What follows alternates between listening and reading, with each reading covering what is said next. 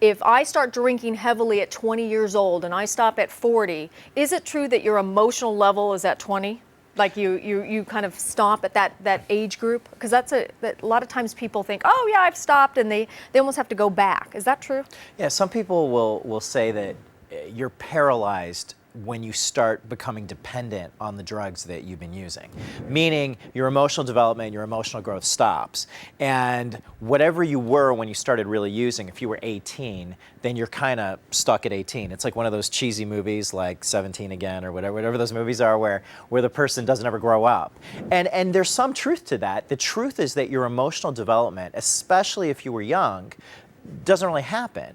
And when you go to college, let's say somebody starts using when they're 17. When you go to college, you learn a lot of things. You learn how to deal with the opposite sex, you learn how to do time management, you learn how to get in relationships, depending on how crazy your high school years were. You learn all sorts of stuff. Now, if you're constantly doing drugs during that entire time period, drugs possess you. They take you over. Alcohol, prescription drugs, possess your life. You are no longer speaking as you when you're fully dependent on drugs or alcohol. You are speaking, the drugs are speaking for you. The drugs are like, drink again, drink again, drink again. They're not telling you, hey, you need to get a job, you need to work, you need to take care of your wife. It doesn't say anything like that.